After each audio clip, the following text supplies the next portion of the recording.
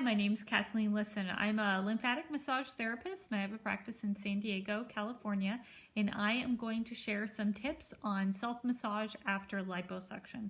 So these are the tips. Basically, I'll show you some things that I show to my clients to do their own self-massage in between our appointments. And if you don't have a lymphatic massage therapist close to you and you have had liposuction and it's been a few weeks and maybe you have a little bit of fibrosis, these are some things that you can try. Okay, so first we'll talk about cupping. So this is lymphatic cupping we're talking about, not the traditional Chinese medicine cupping. So you get a silicone cup and then you can see that the skin gets pulled inside of the cup. So if you add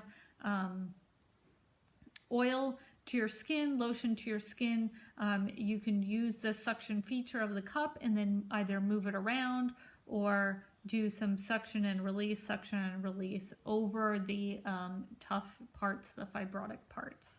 And then the other thing I talk about, we use some massage techniques. I'll show you some different massage techniques on how to reduce fibrosis. And in the online class, there is also a video on lymphatic massage. But the final thing that I want to show you, since we just have a few minutes for this video, is these are vibration tools. So adding vibration to your massage really helps. It helps to reduce the edema, and it can help to break up the fibrosis really gently. So this is a machine, and you just hold it with this hand and you can roll it around like this. It has a light version of vibration. This massage ball is a little bit more intense. It has several different speeds of vibration, and then you just use it. You roll it around with your hand, and like if you have some arm liposuction, if you had liposuction underneath the axilla, in the abdomen and the inner thighs, anywhere where you had the liposuction, you can just roll this ball around. Even with the lower back, you can put it in between like the couch and your back and lean back on it a little bit and get the benefits of the vibration. This one is washable. This one is washable as well. And this one is strong enough that I think you could possibly even use it after your massage. If you just have a faja with no foams, or if you have a tank top, you can use this, and the vibration is strong enough that will still get to the skin. We also talk about fajas in the online class.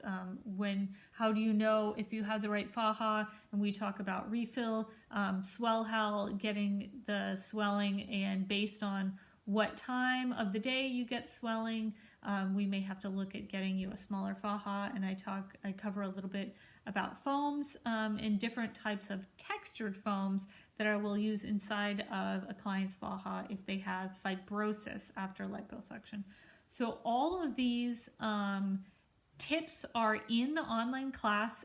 There's demo videos where you can see exactly the strokes that I ask you to do in your self-massage on the abdomen and wherever else you had the liposuction. And then you'll get also that video where we talk about refill. We talk about how to know if you're in the correct compression garment and some what things you can put inside of the compression garment to help you reduce the edema, reduce the fibrosis after liposuction surgery.